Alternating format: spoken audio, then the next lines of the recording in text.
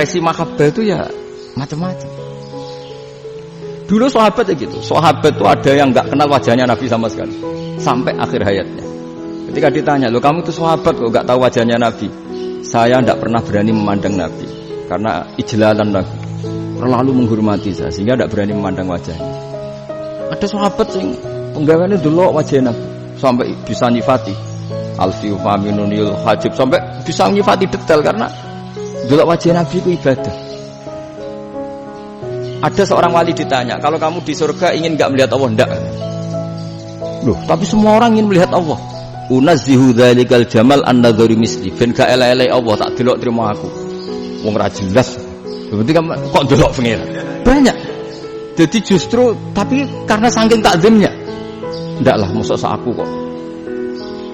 Makanya saya berkali-kali cerita, menurut kesepakatan ulama, soft awal itu paling baik. Tapi banyak juga wali yang kalau sholat itu di belakang. Kayak paling bener yang gue ngarep.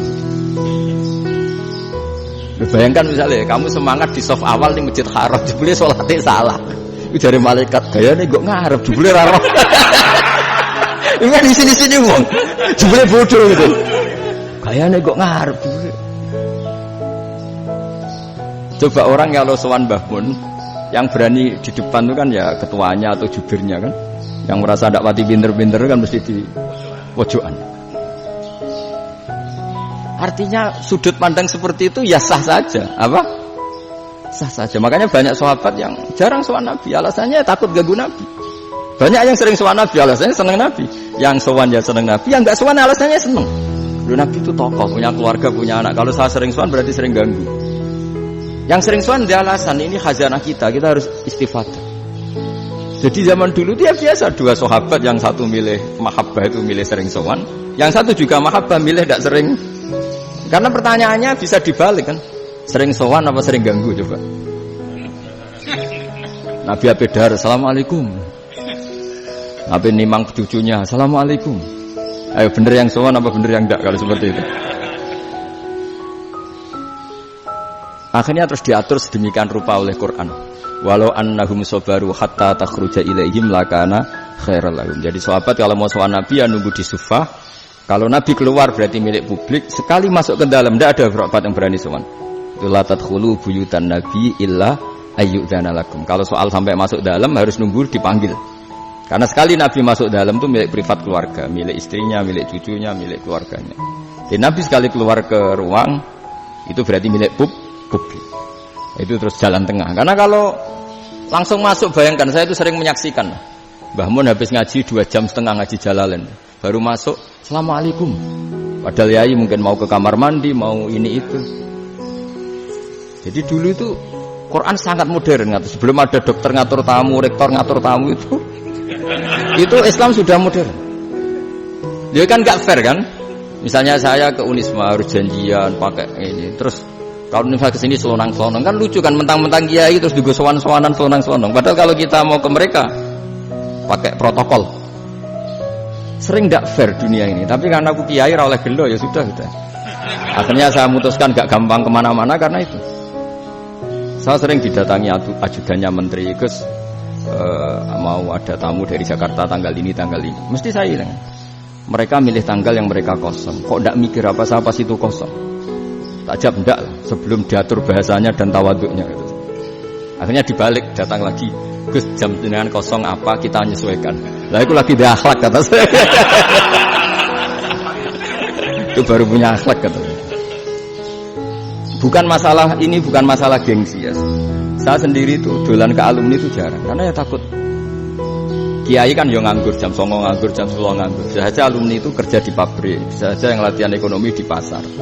Jika kalau saya datang jam 9, iki kiai sing nilai santri ini, apa kiai sing ganggu santri. Nah karena orang ini melakukan rutin gak kok berpikir, pokoknya ngono jenenge silaturahim. Mau nyerah kok berpikir, padahal kalau diangen-angen ini kiai yang nilai santri ini, apa kiai yang ganggu santri ini karena datang di jam kerja. Nah, bayangkan kalau kebenaran dulu itu dikawal oleh satu peradaban perang. Jadi Nabi sesuai diangen-angen Pak Nabi. Perang Badar menang Nabi, perang Uhud menang wong kafir, perang ini gonta-ganti. Apapun itu yang penting satu kesimpulannya. Cara Rasulullah kesimpulannya satu. Orang tidak kober mikir kebenaran secara mengendapkan pikiran dengan pikiran jernih. Maka hebatnya Nabi ketika perjanjian pokoknya saya minta nggak ada perang. Dan orang boleh mendiskusikan Islam. Itu luar biasa idenya Nabi. Karena bawaan perang itu orang kan nggak kober mikir. Ibarat seorang misalnya senang satu perempuan, ketemu rivalnya langsung perang kan gak mikir. Tapi kalau kau bermikir, dia ngenangen cawe wedok iku ora seneng aku. Untungnya apa untuk wong ayu ora seneng, malah mau loro hati. Terus sudahlah, buruan dialihkan kemana kan gitu. Itu nak mau amen WA nan tukaran lewat SMS atau tarung langsung ora kau bermikir. Tapi kalau kau bermikir, akhirnya berpikir nih. Perempuan tadi sebenarnya yang disenangi siapa? Oke, ternyata senang Pak Erik. Sudah kita ngalah. Karena tidak ada nikmatnya kan menikahi perempuan yang sama sekali tidak mencintai kita. Tapi kalau nak kau berpikir pokoknya diprovokasi, wah kowe kalah mbek A, kowe kalah mbek B. Pikirannya kan ojo sampai kalah. Bareng wis menang ternyata ada masalah. Nah, bayangkan Islam itu seperti itu dulu, dipertarungkan. Wong Islam itu dinu aklin. Agama yang diterima dengan akal sehat, tapi sekarang ukurannya perang. Sing menang berarti bener, sing menang bener. Kan terus jadi repot. Itu Nabi tidak ingin, makanya Nabi ingin sudah lah, nggak ada perang. Nah, makanya kata Imam Zuhri, fathul Islam terbaik adalah orang boleh diskusi tentang Islam dan tidak ada perang. Lagi-lagi penting, tidak perang itu penting, silmun itu penting, perdamaian itu. Setelah tidak ada perang, akhirnya fatafawadu fil hadis wal munaza'ah, orang boleh diskusi apa saja, termasuk boleh adu polemik. Konsep satu Tuhan dan Tuhan banyak diperdebatkan.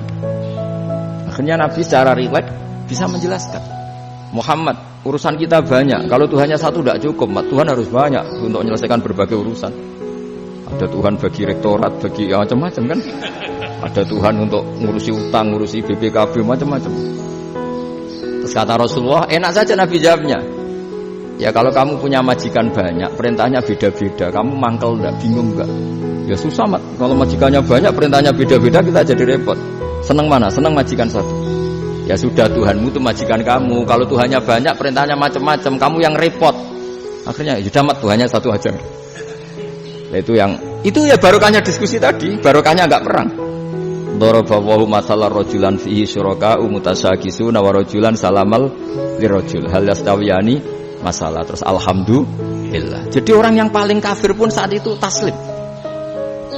Nah, ini kembali ke kalimat la ilaha illallah. Saya tidak perlu provokatif, pasti teori saya itu benar. Bukan saya bilang benar itu karena sombong, enggak. Ini sesuai teks. Misalnya begini. Benar enggak kelompok takfiri yang suka ngafirkan orang lain? Itu pasti tidak benar. Logikanya gampang. Orang yang kafir 70 tahun saja dengan melafadzkan la ilaha illallah menjadi muslim. Masa dengan kalimat yang sama yang muslim menjadi kafir? Itu logikanya kan enggak ketemu. Orang kafir 70 tahun untuk menjadi muslim disuruh baca apa? La ilaha illallah. Tapi gara-gara baca la ilaha illallah nyekel patok jadi kafir. Pertanyaannya, loh ini kalimat apa? Kalimat untuk mengkafirkan apa kalimat untuk mengislamkan? Karena yang kafir dengan kalimat itu menjadi Islam, ternyata yang Islam dengan kalimat itu menjadi kafir. Itu ketemu enggak cara logika itu kan enggak ketemu kan? Makanya cara pikirannya Abul Hasan Asyadzili, dan saya setuju pikiran itu. Istighfar ini boleh orang Jawa Timur protes karena kadang beda manhaj, tapi jangan protes saya, protes Abul Hasan Asyadzili kualat mesti sampean. Ketua Torekoh napa? Sadziliyah.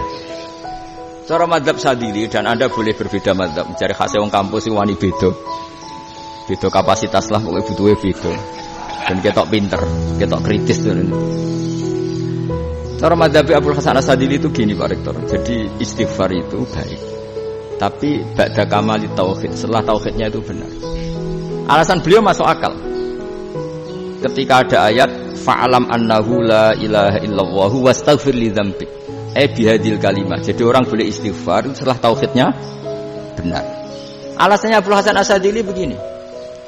Qul lil ladzina kafaru iyantahu yughfar lahum ma qad salaf. Katakan kepada mereka yang kafir, sekali mereka tidak kafir, maka otomatis dosanya masa lalu diampuni. Pertanyaannya, yang bisa menghentikan kekafiran itu kalimat apa? La ilaha illallah. Dengan hanya melafadzkan la ilaha illallah Muhammadur Rasulullah langsung yufar lahum ma qad salaf, langsung dosanya diampuni. Berarti yang menjadi pengampun dosa lah, penyebab pengampunan itu apa? La ilaha illallah. Itu bahkan orang kafir belum istighfar. Di ayat itu kan Allah enggak mensyaratkan setelah la ilaha illallah istighfar baru diampuni, enggak. Asal la ilaha illallah langsung yufar lahum ma qad salaf.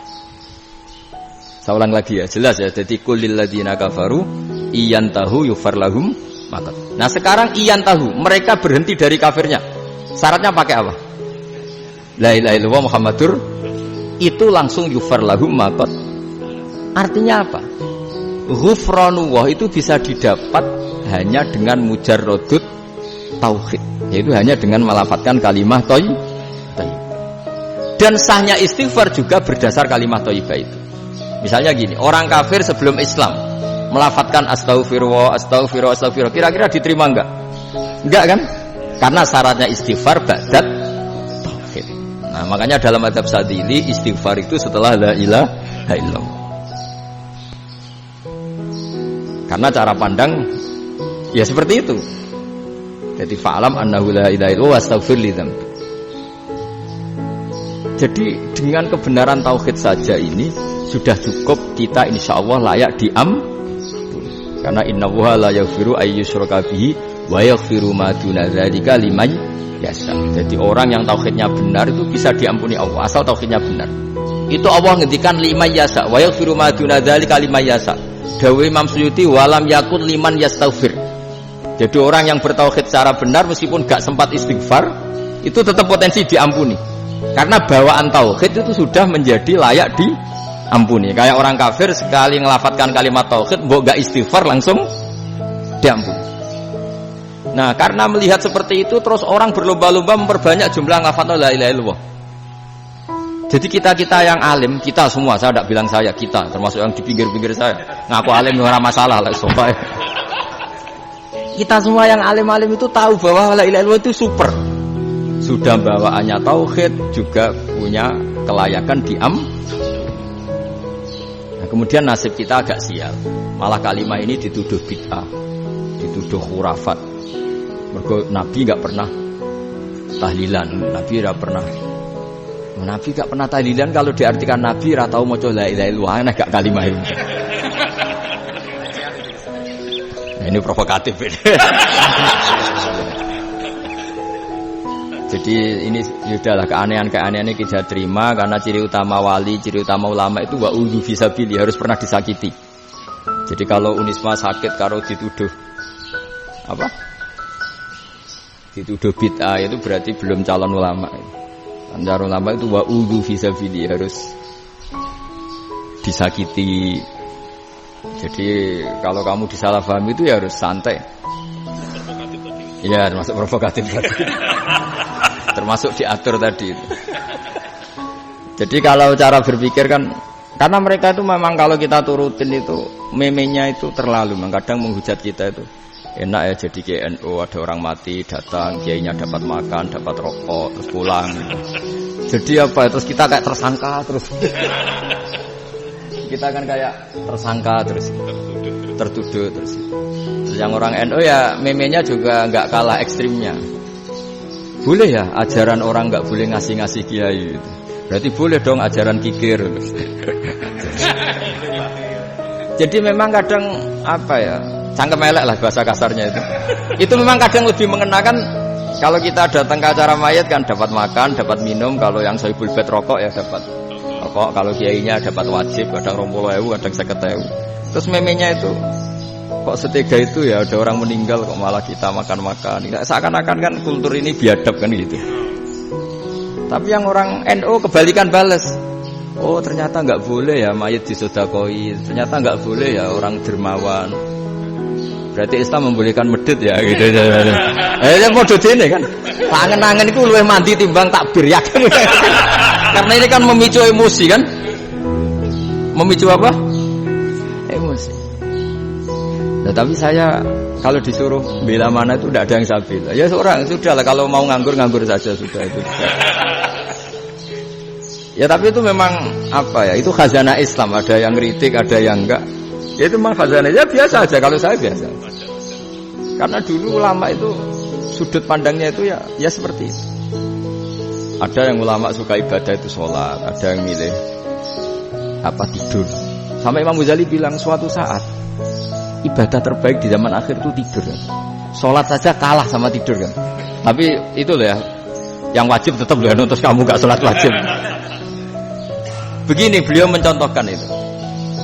Ada orang sholat tahajud terus obsesinya itu ingin hajatnya terkabulkan. Sementara yang tidur obsesinya nikmati rahmatnya Allah, boleh tidur, bisa tidur. Kata Imam Ghazali, timbang kita tahajud terus nuntut pangeran atuk turu. Mergo engko dia akibat terus setan memberi bisikan, lho nyatanya kamu tahajud ya gak terkabul. Berarti cerita bahwa Nabi ngendikan kalau doa tahajud mustajab enggak.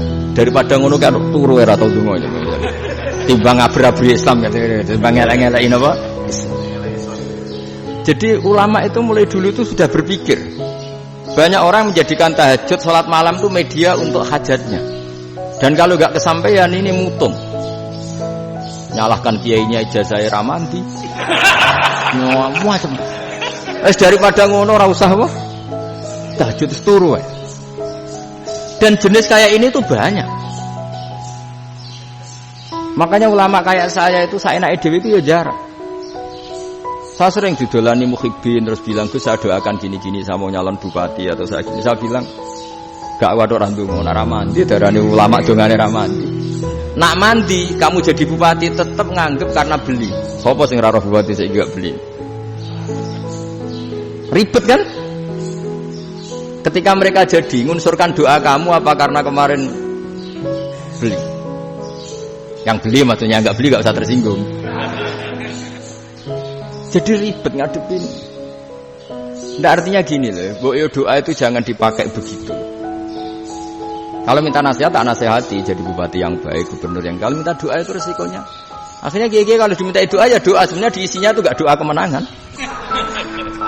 Itu mau selamat gitu. Karena ribet. Makanya Islam itu doa itu setelah iman. Aturan iman benar baru doa. Aturan iman benar termasuk Allah itu yaf'alu ma yasha, boleh melakukan yang dikehendaki. Allah enggak boleh terdikte oleh doa kita, enggak boleh. Ya saya ulang lagi ya, mazhab Hasan Asyadzili ini khas kita. Jadi la ilaha illallah itu didahulukan sebelum istighfar. Tapi kebalikannya mazhab Imam Sanusi itu dibalik. La ilaha illallah itu kalimat yang sakral. Karena yang sakral dibutuhkan muqaddimah, yaitu yang melafadzkan harus yang sudah bersih, yang sudah steril baru melafadzkan la ilaha illallah. Maka dalam mazhab Sanusiyah istighfar dulu baru la ilaha illallah. Nah, cara mazhab Abul Hasan Asyadzili kebalikan, istighfar itu sah setelah sahnya tauhid. Kamu ikut mana tuh? Asyadzili apa Sanusiyah? Alhamdulillah sama-sama tidak paham, ya sudah. Akhirnya sudah. Ya enggak kemana-mana kan. Jadi apa ya? Terus ini saya teruskan, ini biar khas pesantren atau khas NU lah, kalau bahasa Pak Rektor khas NU. Ini Ben sampean tahu beberapa perbedaan itu lazim. Halaman 24. Ya, halaman 24 sama 25. Tak baca, ini masih orisinil. An Sufyan bin Uyainah, ini juga gurunya Imam Syafi'i. Kata Sufyan bin Uyainah, beliau cerita, kana Isa wa Yahya alaihi masalam ya'tiyanil qaryah. Fayas'alu Isa an syirari ahliha. Wayas'alu Yahya an khiyari ahliha. Jadi Nabi Isa dan Nabi Yahya itu satu generasi, sama-sama masih muda. Kalau di satu kampung yang Nabi Yahya tanya, ini keluarga terbaik siapa? Saya mau nginap di situ, karena kumpul orang baik itu nyaman. Kalau Nabi Isa kebalikan, keluarga terburuk mana ya? Saya tak di situ. Nah, terus akhirnya faqala lahu Yahya, lima tanzilu ala syirarin nas. Kenapa kalau kamu bermalam kok malah kumpul orang-orang yang nakal? Innama ana tabibun udawil mardo. Saya ini nabi, para dokter. Di mana-mana dokter yang ngumpuli yang sakit, ngobati yang sakit. Makanya di NU itu ya banyak kiai jazab mengumpuli yang nakal-nakal. Nak tepak yang ngentas yang nakal, nak ra tepak ya katut. Ini adu nyali lah sudah gitu. Tapi itu ada ilmunya, yaitu niru Nabi siapa? Isa. Kalau kamu dokter penelitian tuh cari daerah yang banyak pandemi apa yang bersih? Yang banyak pandemi, karena yang namanya penelitian ya di situ kan. Kalau kamu dakwah ngentas kemiskinan, ke daerah miskin apa daerah kaya? Ya, sama kalau ngentas kefasikan ke daerah fasik apa daerah orang soleh? Fasik. Ya, tapi itu Nabi Isa. Nah, kalau kamu tidak Nabi kan potensinya kan gitu. Tapi setidaknya bahwa kita sering disalahkan karena punya beberapa tokoh yang ngancani fasik-fasik, itu sebenarnya ada dalilnya, yaitu Nabi siapa? Isa. Nah, terus masalah tegas dan lunak. Ketika ada mahasiswa misalnya pacaran, boncengan lanang dan perempuan, itu pilihan kita apa? Kalau tegas, terus gak mau mendengar kita. Misalnya gini, contoh gampang, tak beri contoh Pak D. Jangan orang tua, nanti secara fikih itu beda. Nah ini kan kita orang pesantren, biasa ngaji fikih detail. Kamu Pak D seorang perempuan, mahasiswi misalnya, sering pacaran. Setiap ke situ sama pacarnya kamu diam saja. Padahal kamu dosen keislaman. Mesti pamanaan kamu nyimpulkan, ternyata pacaran itu tidak apa-apa. Buktinya Pak D itu tidak negur, menengah. Ini berarti as-sukut alal mungkar. Tapi kebalikannya, Pak D ini terkenal keras. Nak rono mesti rajaku ponaan. Akhirnya yura rono. Mesti ngerti nak mesti diamuk. Nah, dua orang ini sama-sama gagal kan? Yang lunak menjadikan ponaannya pacaran terus karena enggak negur sehingga dikira membolehkan. Sing keras juga enggak sempat bina wong rono era wani. Akhirnya dua orang ini sama-sama enggak ketemu, sama-sama enggak berkesempatan membina kan? Gagal membina kan? Karena yang keras ponaannya enggak pernah situ, berarti enggak bisa bina kan? Yang lunak membiarkan berarti juga enggak bina. Nah, Islam itu antara dua itu. Ya agak terlalu lunak, enggak terlalu keras. Karena kalau terlalu keras, misalnya ada kiai terlalu keras, lu masyarakat mau tanya itu gimana? Lari kan? Lu saya ini punya pengalaman pribadi. Saya ini kan kecelok orang alim. Itu kalau pernah ya saya itu berusaha ya pokoknya ya umumnya orang alim lah. Tenang, terus anteng, enggak gejlok-gejlokan. Itu enggak ada yang tanya. Saya mimpi ketemu beberapa ulama itu disalahkan. Terus umat saya kalau mau tanya itu ke siapa? Wong alim wis wibawa, meneng tambah banget wibawa.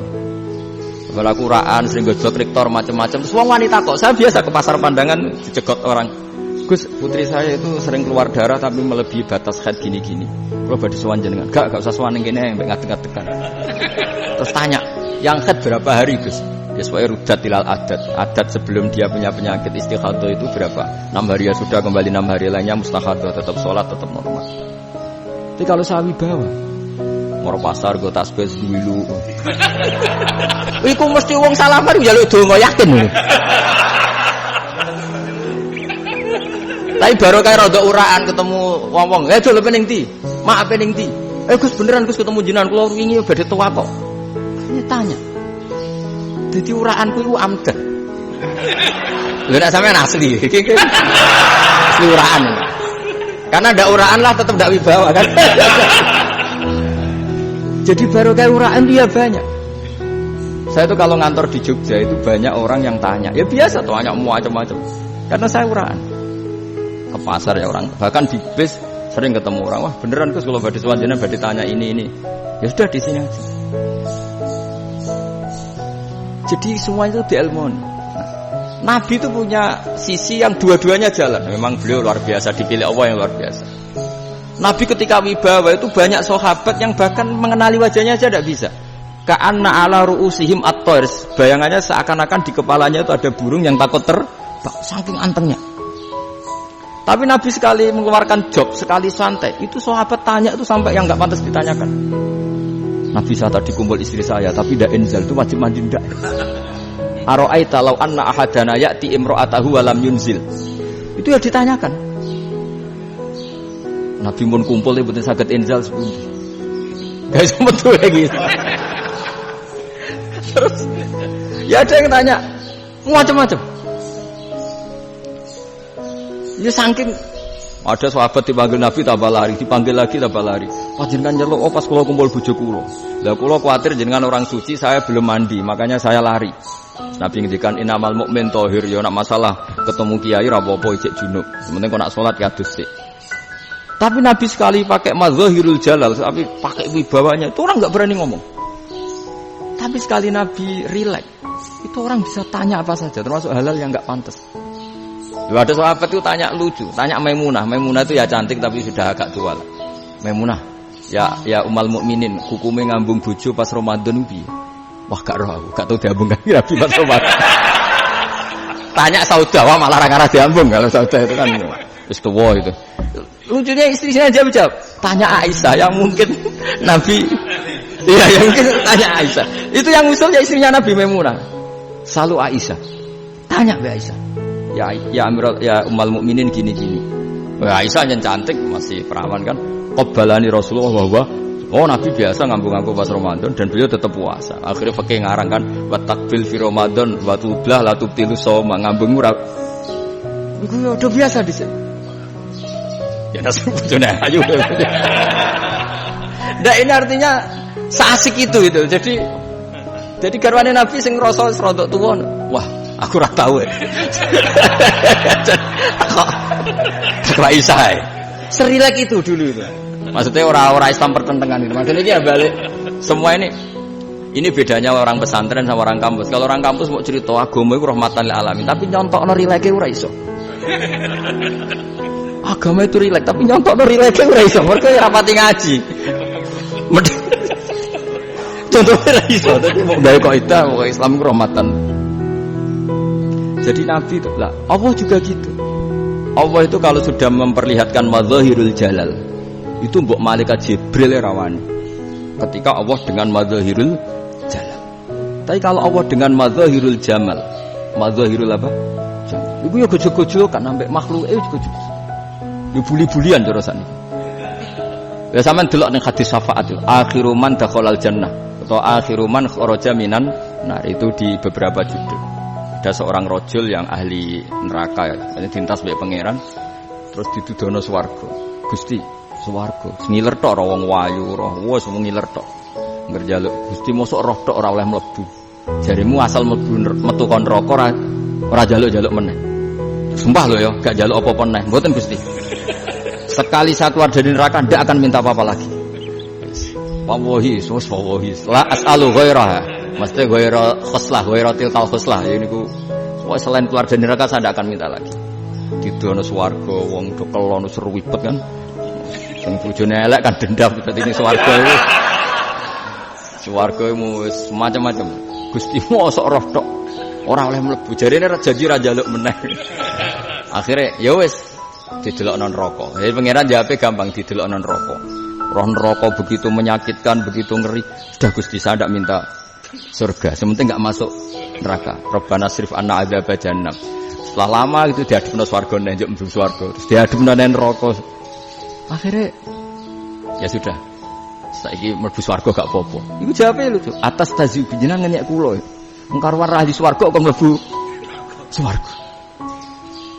Terus akhirnya mlebu swarga kan mlebu swarga tamanna, sangen-angen sing mbok jaluk apa? Orang angen-angen yang indah-indah laka wa asratu amsal ya siku tak turuti wa asratu amsalih lan lipatan ke-10.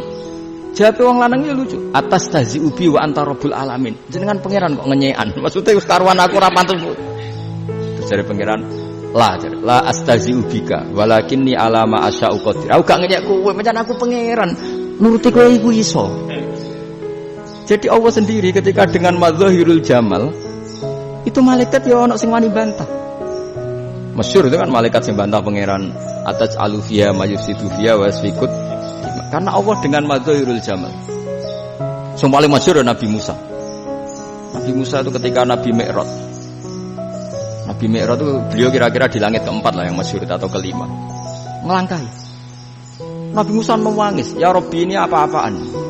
Orang sing ja'a ba'di kemudian melangkahi makom saya ini apa-apaan?" Dan Nabi Muhammad kan apapun hebatnya kan junior. Kok melangkahi makom saya ini apa-apaan? Enggak fair. Sampai Nabi Muhammad itu tanya gini sama Jibril. Reaksi Allah gimana ketika melihat Musa seperti itu? Jawab malaikat Jibril lucu. Ya roh khiddatahu, Allah sapal gayane Musa. Biar. Ya dibiarin aja sama Allah. Tapi wong jenenge Nabi Musa itu kekasihnya Allah. Tetap berkah bagi kita. Betul.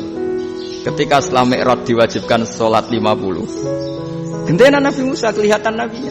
Sebenarnya Nabi Musa itu sebetulnya loh enggak menguntungkan kita sebetulnya. tapi yang menguntungkan. Sebenarnya tidak niat menguntungkan kita, tapi menguntungkan. Nabi Ibrahim kan di langit ke-6, keren. Konti dong ketemu Allah ngeten-ngeten kan salat 50. Karena Nabi Ibrahim terkenal Nabi baik ada bantah. Bareng Nabi Musa. Kenapa celuk pangeran? Kula kan salat ping 50. Inna ummataka la tutiku dzalik. Wah, gak kuat umat. Serai-rai gak umatmu ora ngarah kuat 50. Tapi sebenarnya Nabi Musa itu niatnya bukan membela kita. Fa inna ummati la umatku sing gagah-gagah ra iso meneh umat. Berarti sebetulnya ya, itu masih pakai gengsinya wes ngono-ngono lah sementing kita untung. Sebetulnya dia itu gak terima wong umat saya aja yang lebih kuat gak kuat apalagi umatmu.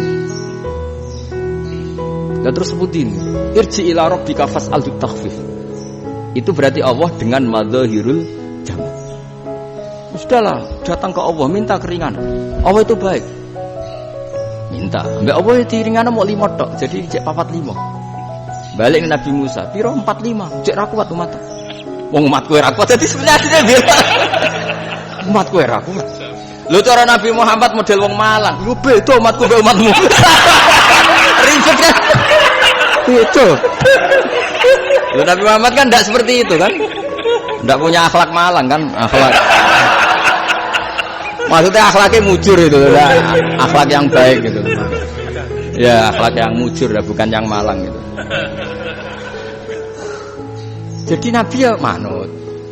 Tinggal 40 kan, dikurangi lagi 35 sampai 9 kali kan, masyhur itu. Ya kan kalau dikurangi 55 kan berarti turun naik kan 9 kali. Itu setelah 5 itu Nabi Musa aja usut masih ragu. Itu cara Nabi munggah nentek. Nentek. Terus, iya doa tuntas betul. Sebebas. Terus munggah ado-ado lha opo? Ngapain itu? Akhirnya Nabi Muhammad sudah sampun ya kalimah Allah, saya ini malu sama Allah Musa. Sudah 9 kali dan diturutin. Jadi Allah kalau dengan madzahirul jamal itu Nabi Musa biasa nego sama Allah.